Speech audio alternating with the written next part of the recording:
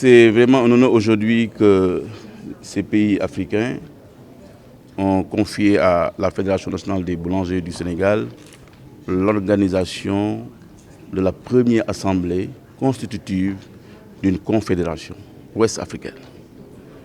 Comme vous le savez, la Côte d'Ivoire et le Sénégal, depuis 2019, ont travaillé ensemble pour qu'on puisse réunir tous les pays d'Afrique de l'Ouest dans le but d'harmoniser, ne serait-ce nos textes, parce que nous avons les mêmes problèmes.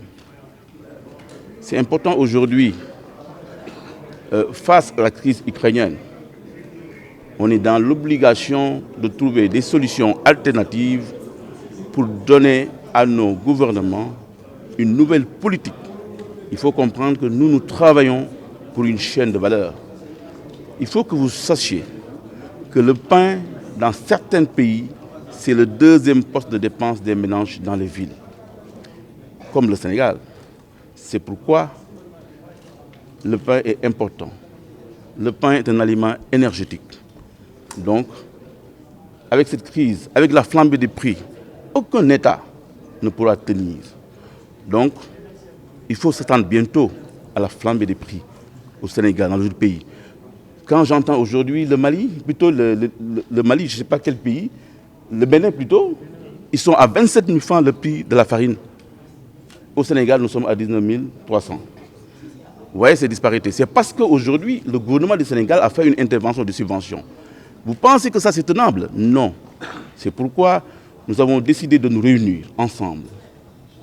Pourquoi faire? Pour donner des solutions alternatives. Mais cependant, ces solutions que nos gouvernements doivent comprendre, nous les accompagnons seulement.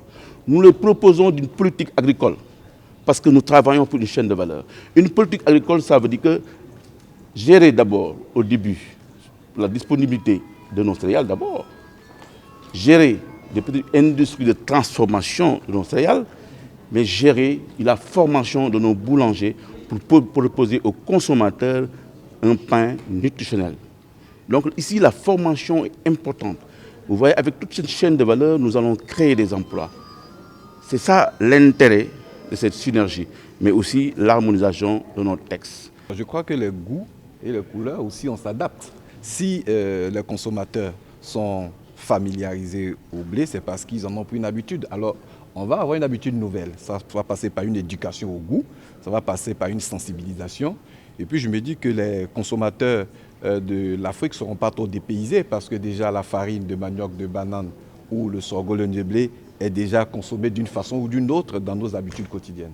Tous les pays qui se mettent ensemble dans cet espace économique harmonisé, tous ces pays ont les mêmes problèmes. Problème au niveau de la matière première qui est le blé, qui est cher parce que c'est un produit qui est une céréale qui est importée. Et aucun de nos pays ne cultive suffisamment du blé pour en faire du pain. Donc nous avons les mêmes thématiques, les mêmes réalités, les mêmes difficultés concernant le blé. Nous avons aussi des difficultés qui nous sont communes concernant la formation. La formation, parce que lorsqu'on se décide d'incorporer des céréales locales, il faut savoir travailler ce produit-là pour sortir un produit fini qui est bon et qui permet aux consommateurs de se retrouver. Donc il y a la question de formation.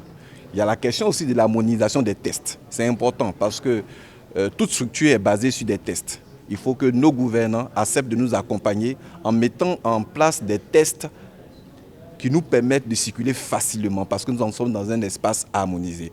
Que le boulanger sénégalais se retrouve facilement en Côte d'Ivoire, que le boulanger ivoirien se retrouve facilement au Sénégal, que le boulanger burkinabé, togolais, malien, nigérien se retrouve toujours facilement dans un pays ou dans un autre pour faire son travail.